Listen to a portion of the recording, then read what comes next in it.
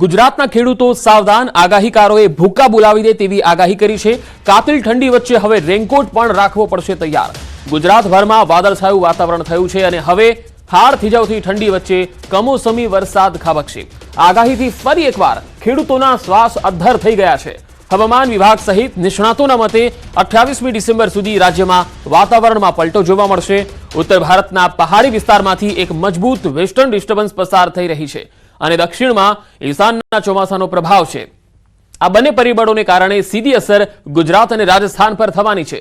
ખાસ કરીને મધ્ય ઉત્તર રાજસ્થાન પર એક સાયક્લોનિક સર્ક્યુલેશન બની રહ્યું છે અને તેના કારણે ગુજરાતના ઘણા ભાગોમાં ભર શિયાળે કમોસમી વરસાદ થઈ શકે છે। આગાહી છે કે 25 થી 28ની આસપાસ માવઠું થઈ શકે છે।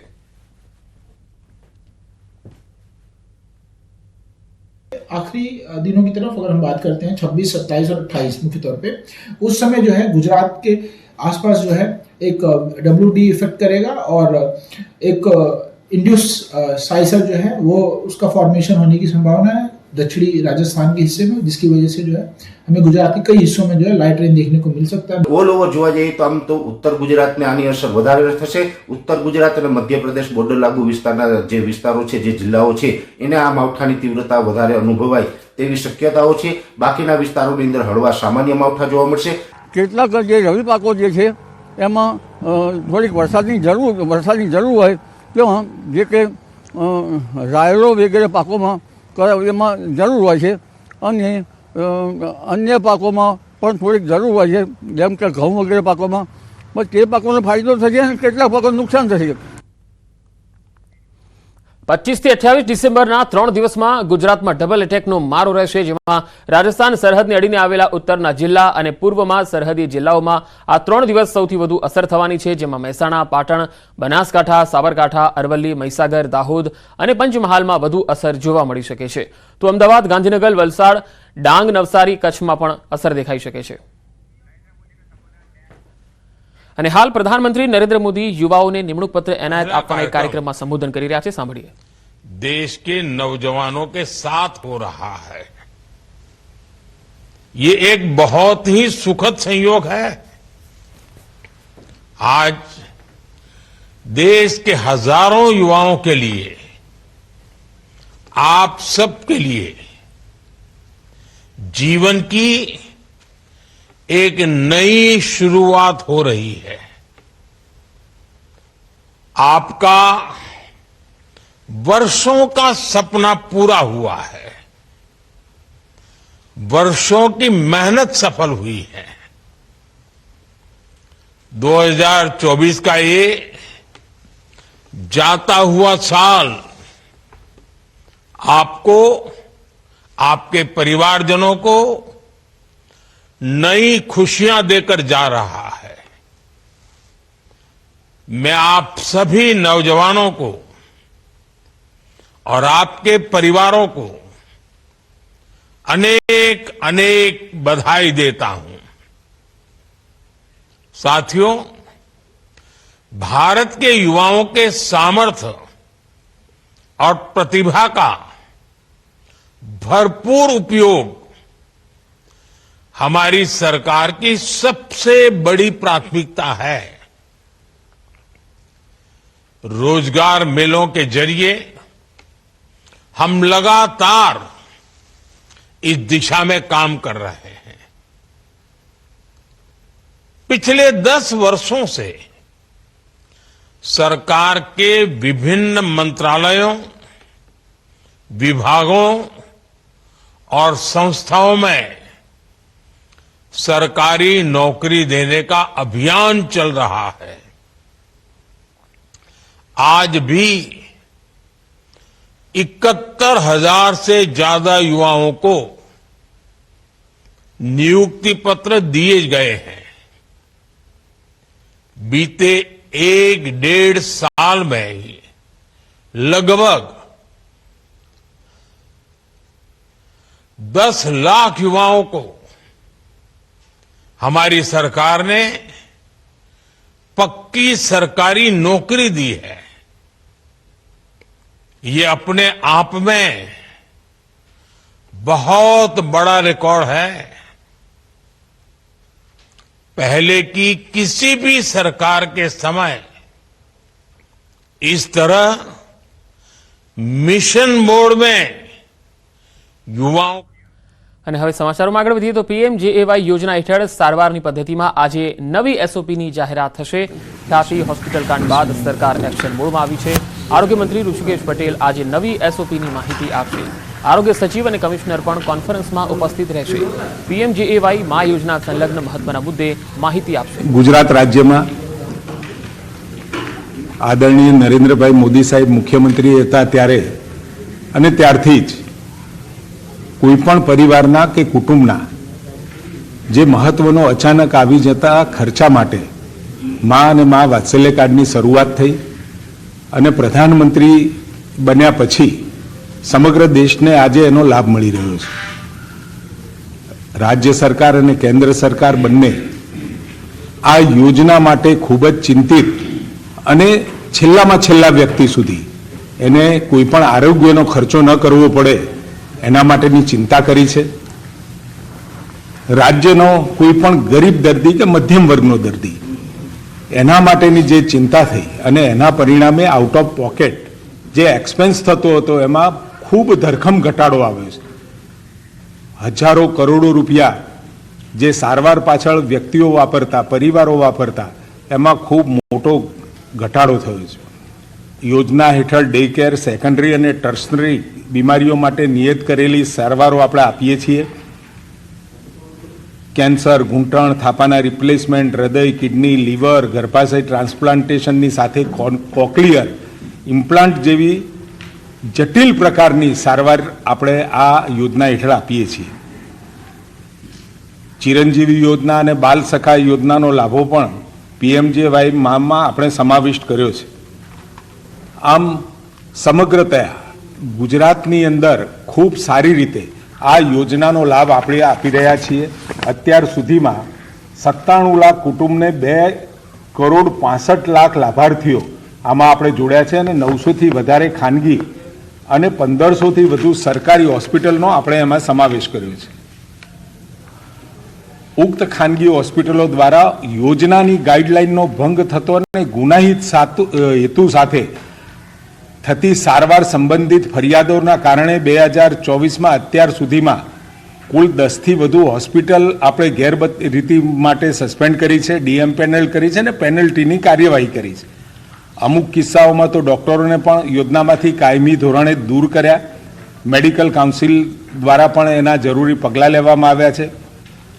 આ બધા જે ફરિયાદો મળી યોજના સરસ અને એનો લાભ પણ લોકોને સરસ રીતે મળી રહ્યો હતો, પરંતુ આખી યોજનાની અંદર ક્યાંક એનો લાભ લેવા માટે અમુક લોકોએ, અમુક લેભાગુ તત્વોએ એ યોજનામાં ક્યાંક લેકિંગ અથવા તો લેપ્સ, અને જો લેપ્સ ન હોય તો પણ લેપ્સ ઊભા કરી અને જે પ્રકારે ફાયદો લેવાની કોશિશ કરી છે એના કારણે અત્યારે આપણે જે મહત્વની 4 પ્રકારની જે ટ્રીટમેન્ટ છે PMJAY હેઠળ જે સારવારો આપણે આપીએ છીએ, લગભગ 2600 ઉપરની ટોટલ પ્રોસિજર છે. એમાં જે મહત્વની સારવાર અને સૌથી મોટો ખર્ચો જે સારવારોમાં મળે છે એ 4 સારવારો માટેની આપણે SOP નક્કી કરી છે. આપણે કાર્ડિયોલોજીની સેવાઓમાં ટેકનિકલ બાબતોને ધ્યાને લઈ સ્પેશિયાલિટીમાં સુધારા કરવા જરૂરી જણાયા. એના લઈ અને તાત્કાલિક આપણે કાર્ડિયોલોજીમાં તો સેવાઓની માર્ગદર્શિકાઓમાં આપણે સુધારો કર્યો હતો. દર્દીના હિતમાં શ્રેષ્ઠ નિર્ણય લઈ શકાય તે માટે કાર્ડિયોલોજીની સેવામાં કાર્ડિયોલોજિસ્ટ અને કાર્ડિયોથોરેસિક સર્જન સાથે ફૂલ ટાઈમ કામ કરતા હોય તેવા સેન્ટરોને જ કાર્ડિયોલોજીના કન્સલ્ટન્ટ માટે માન્યતા પ્રાપ્ત ગણવાનો નિર્ણય લીધો છે, જેથી લાભાર્થીના હિતમાં સંયુક્ત રીતે શ્રેષ્ઠ નિર્ણય લઈ શકાય. આ ઉપરાંત હોસ્પિટલો અને ફૂલ ટાઈમ કાર્ડિયાક એનેસ્થેટિક અને ફિઝિયોથેરાપિસ્ટ આ રાખવા પણ આપણે આવશ્યક કર્યા છે. ખાસ કિસ્સામાં ઇમરજન્સી સારવાર જ્યાં અતિશય આવશ્યક હોય એવા સંજોગોમાં કાર્ડિયોલોજી સેવાઓ આપતા સેન્ટર એન્જિયોપ્લાસ્ટી કરી શકશે અને એની સીડી પણ એ પાછળથી અપલોડ કરી શકે. હોસ્પિટલો એન્જિયોગ્રાફી તેમજ એન્જિયોપ્લાસ્ટી સીડી વિડીયોગ્રાફી પ્રી ઓથના સમયે અપલોડ કરવાની એમના માટે ફરજિયાત બનાવવામાં આવી છે. ઇમરજન્સી કેસમાં સદર સીડી વિડીયોગ્રાફી સારવાર બાદ અપલોડ કરવાની રહેશે. આમ કાર્ડિયોલોજીમાં પણ ખૂબ સારા એવા સુધારા તાત્કાલિક આપણે કર્યા હતા અને હવે એ સુધારાઓ અમલમાં આવ્યા પછી ક્યાંય નાની મોટી કોઈને લેકિંગ અથવા તો લેપ્સનો ફાયદો લેવાની જે તકો મળતી હતી એ તકો બંધ થશે. કેન્સરની સારવારમાં પણ નિષ્ણાત તબીબોના સૂચન બાદ અને આ જે બધી એસઓપી બનાવી એમાં ખાનગી ક્ષેત્રે કામ કરતા તબીબો જે લોકોએ પીએમજેવાયમાં પણ એમ્પેનલ્ડ નથી, બીજા તબીબો જે પીએમજેવાયમાં એમ્પેનલ્ડ તબીબો છે અને સાથે આપણા સરકારી વિભાગના પણ તજજ્ઞો સાથે ચર્ચા વિચારણા કર્યા પછી પ્રજાના હિતમાં પ્રજાને પણ કોઈ પણ પ્રકારની મુશ્કેલી ના પડે એની પણ ચિંતા આ તમામમાં આપણે કરી છે. કેન્સરની સારવારમાં ટ્યુમર બોર્ડ તરીકે નિર્ણય લઈ ટીબીસી એટલે કે ટ્યુમર બોર્ડ સર્ટિફિકેટ દર્દીનો ટ્રીટમેન્ટ પ્લાન નક્કી કરશે અને ટીબીસી અપલોડ કરવાનું ફરજિયાત રહેશે.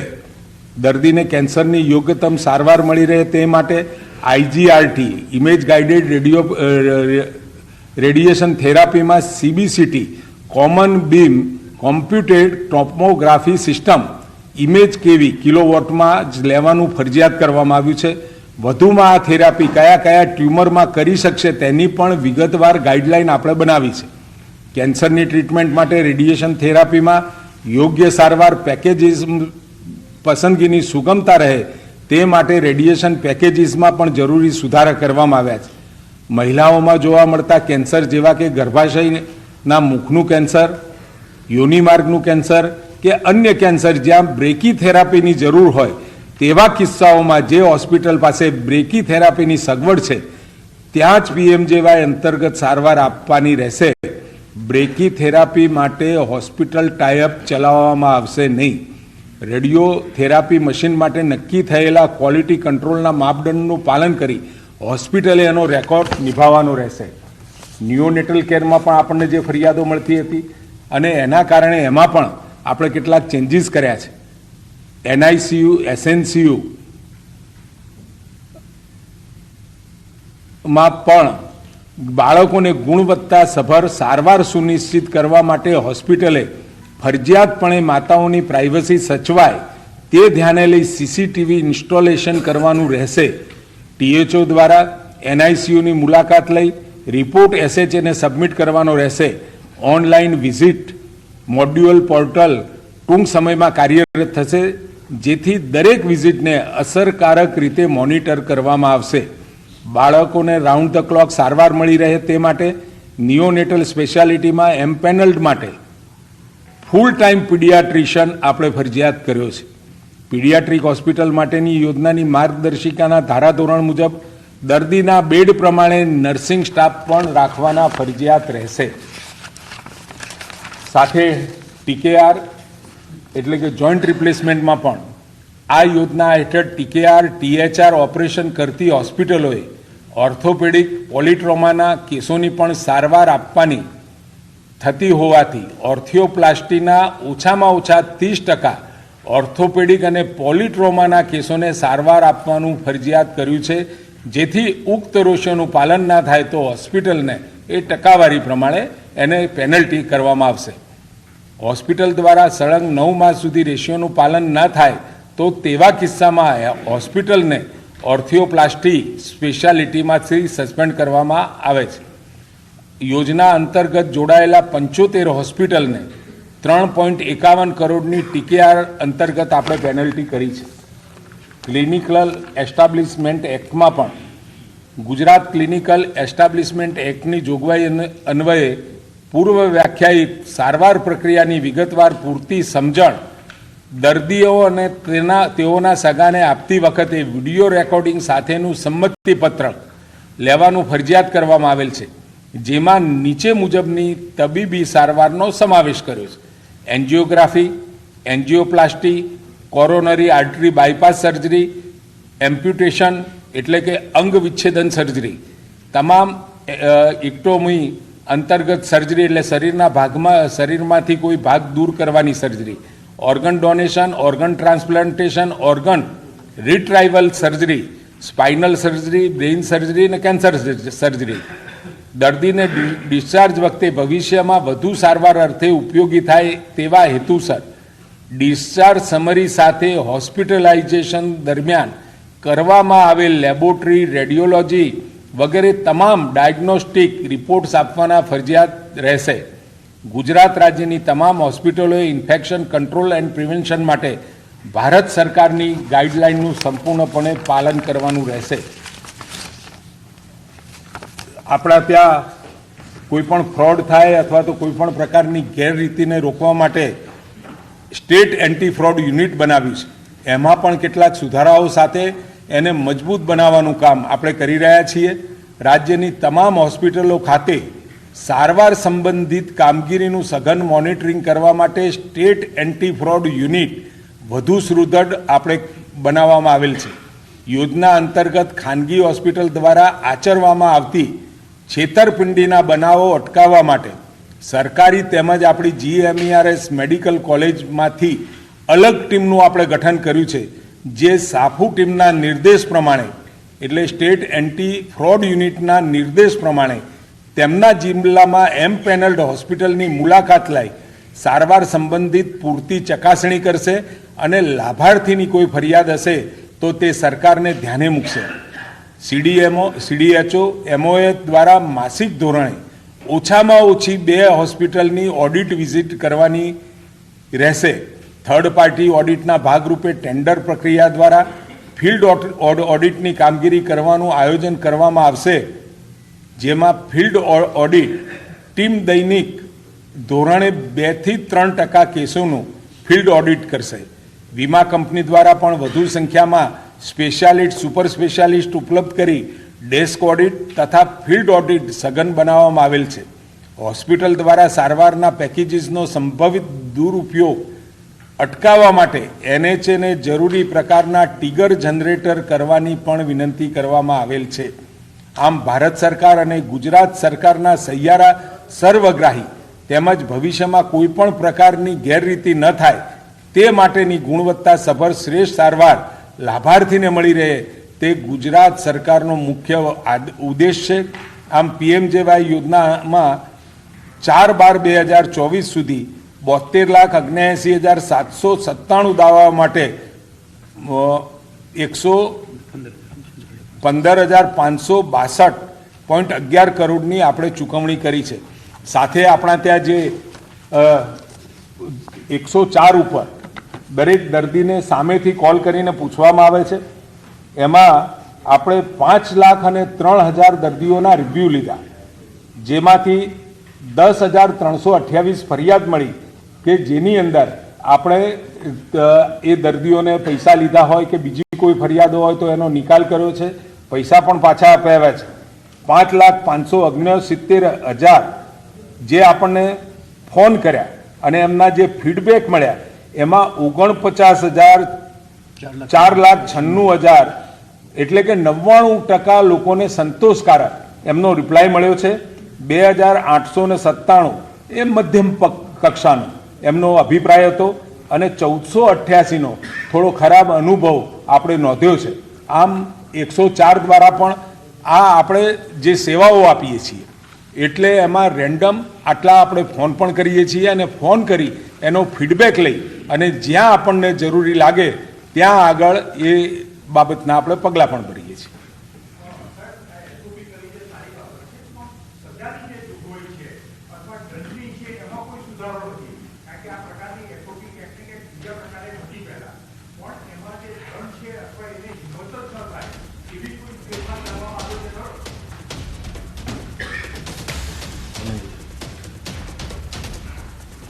જે આપ દંડની વાત કરો છો, માનનીય મંત્રીશ્રી કહ્યું એ પ્રમાણે એને 14 હોસ્પિટલોને આપણે સસ્પેન્ડ કરી છે અને હું આ છેલ્લા 1 વર્ષના જ ડેટા આપું છું.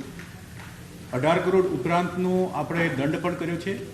આ સિવાય લગભગ 46 કરોડ રૂપિયા જેટલી આપણે કપાત કરી છે. એટલે એમણે ઓછા ધોરણની સારવાર આપી હોય અને વધારે ક્લેમ મેળવવાનો પ્રયત્ન કર્યો તેવા 46 કરોડ રૂપિયા આપણે કપાત કરીને એકચ્યુઅલ જે સારવાર છે એ પ્રમાણે ચૂકવણું કર્યું છે.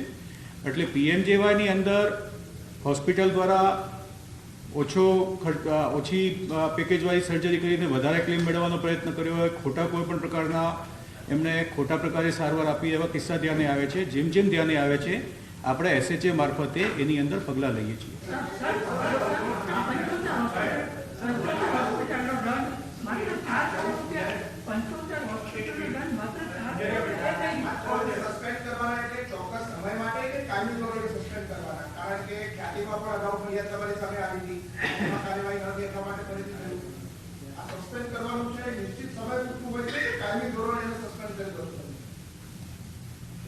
તો એમાં એવું છે કે હોસ્પિટલ દ્વારા કઈ પ્રકારનો ગુનો કરવામાં આવ્યો છે એ બાબતે જો ગંભીર પ્રકારની બાબત હોય તો એને કાયમી ધોરણે ડી-એમ્પેનલમેન્ટ આપણે કરીએ છીએ. હોસ્પિટલ જ નહીં, એના જે કામ કરતા ડૉક્ટર્સ હોય એ પણ બીજી કોઈ હોસ્પિટલ કે બીજી કોઈ સંસ્થામાં જોડાઈને પણ ક્યાંય કામ ના કરી શકે એ માટે ડૉક્ટર્સને પણ આપણે ડી-એમ્પેનલ કર્યા છે.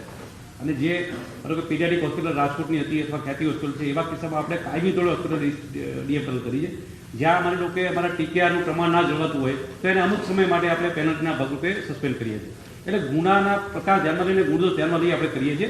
અને આપણે જે સાહેબે કહ્યું એ પ્રમાણે ગયા વર્ષે પોલિસી 8 હતી, એટલે જુલાઈથી જુલાઈ દરમિયાનનું જે એક વર્ષ હતું એમાં જ આપણે માનો કે 41 કરોડના કેસો, એટલા કેસો આપણે રિજેક્ટ કર્યા. હોસ્પિટલે જે ક્લેમ મૂક્યા હોય આપણને સંતોષકારક ના લાગે તો એટલા રિજેક્ટ કર્યા અને 121 કરોડની આપણે એના ક્લેમમાંથી કપાત કરી. એટલે કુલ 162 કરોડ આપણે આપણું સતત આ જે ક્લેમ પ્રોસેસિંગ હોય એમાં પણ આ ચાલતું જ હોય છે કે કોઈ હોસ્પિટલ ક્લેમ મૂકે તો એ બરાબર છે કે કેમ એની ચકાસણી પણ ચાલુ જ હોય છે.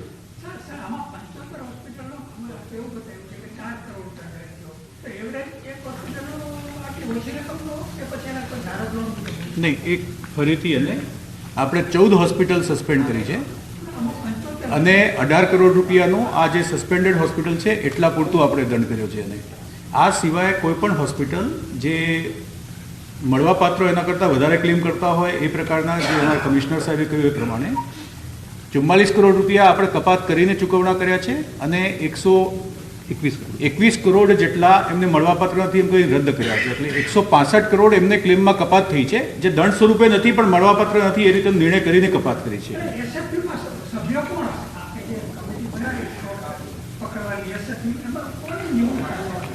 સાફુની વાત છે. નહીં, સાફુ જે છે એ કારણ કે સમજો આ ટેકનિકલ વિષય છે, આમાં ડૉક્ટર્સ હોય, સ્પેશિયાલિસ્ટ હોય, એ લોકો કોઈ પણ વસ્તુ ગેરરીતે થઈ, કારણ કે મેડિકલ સબ્જેક્ટ છે એટલે જે ડૉક્ટર્સ હોય અને સ્પેશિયાલિસ્ટ હોય એ આ લગતી વસ્તુ એને ચકાસી શકે, એનો અભિપ્રાય આપી શકે.